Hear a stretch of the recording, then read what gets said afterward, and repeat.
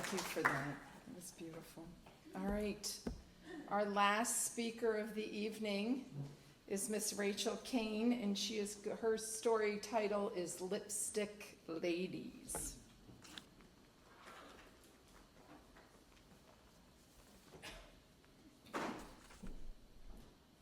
I'm afraid to touch it because I don't want to. I will say the last time I told a version of this story, the crowd was tipsy. And I will say, I know that they say that you should imagine people naked if you're nervous, but I actually think it's better if you imagine them tipsy. So if you don't mind, I'm just going to pretend that you're all a little bit tipsy. It'll go great. So mothers teach us things. I know, it's like eye-rollingly cliche to say that. But what I mean by that is not that they lecture us, that they wag their fingers in their faces as they, tell us these important lessons we need. But I mean that they teach us things when they don't realize they're teaching us things. Maybe sometimes when they don't want to be teaching us the thing, but we learn it anyways. I mean, there's an entire generation of women out there who learned the importance of skincare because they watch their mothers slather Noxzema on their faces at night before sitting down for Matlock. Like, they teach us things, right? And what mothers give us is this guidepost in life. Even if we don't want to be them, they tell us what we should rebel against. They are a symbol for what womanhood is, what motherhood can be, what we can eventually be. They give us an idea of what's possible, of maybe what we really want to stay far away from being. But either way, they're guideposts. And I lost my guidepost when I was 8 years old. At that moment, I didn't have a mom anymore that I could say, am I going to rebel against you, or am I going to become you?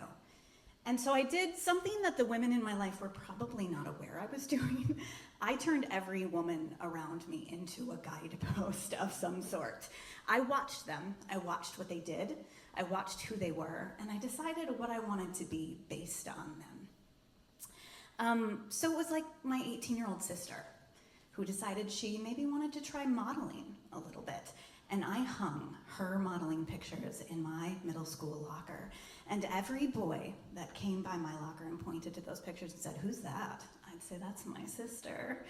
And then they would look at me skeptical and yeah, I might not look anything like her, but she became my standard of what beauty is. And then there was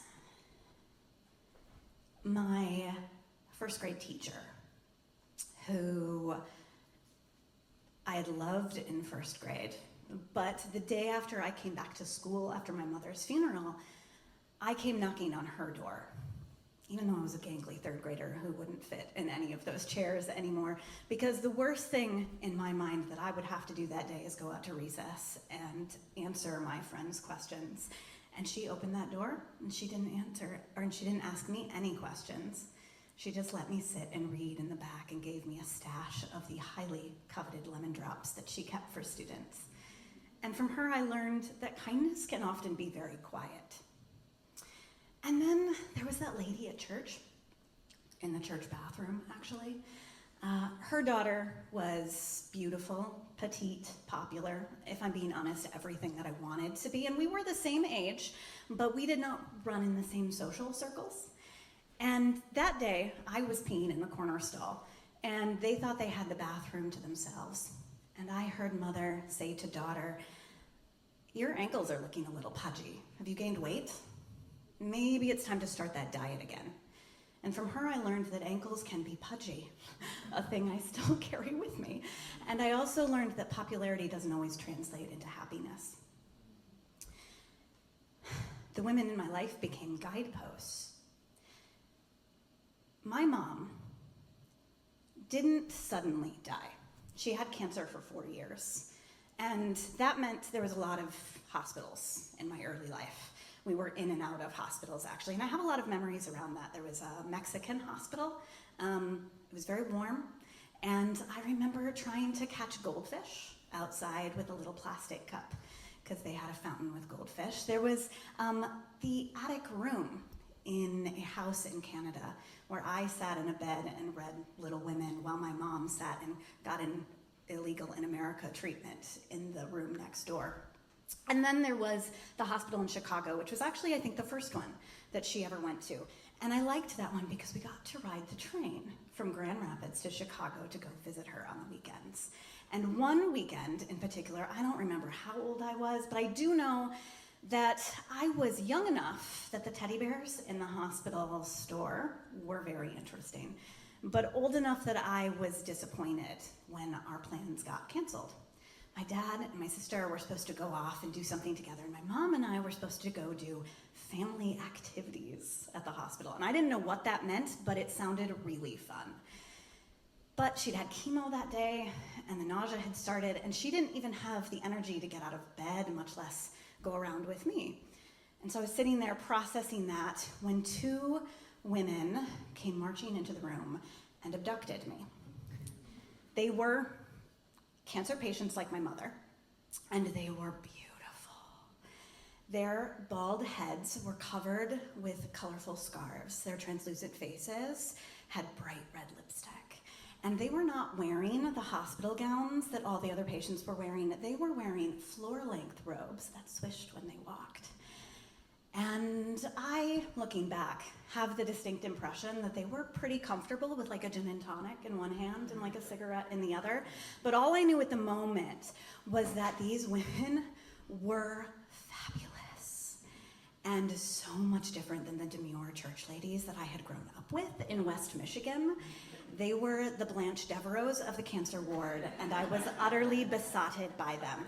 And our first stop was to activity night. We went to make crafts, and I made Christmas ornaments, and they sat and gossiped about the broad in the corner.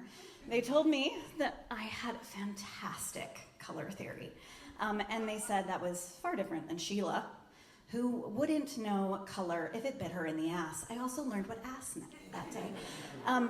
And then we marched off to bingo, where I proceeded to win a lipstick case, which led into 10 frank minutes of conversation about what lipstick shade would be best on me. Pink during the day, red if I go out dancing at night. We were still talking those colors when we went to the cafeteria for dessert. I pressed my face up against the glass trying to decide which pie flavor I wanted, and I couldn't decide, and so they bought every single one. And they let me eat them all until I got sick. And they talked about the cute grandpa in the corner. And then they walked me back to my dad's room and my mom's room, and my dad was there. And they kissed my cheek, they sashayed down the corridor and out of my life. I never saw them again. I have no idea what their names are, even. But I still have the lipstick case. It was a very treasured memory for a very long time. And to this day, I know that red is my color when I'm going out dancing.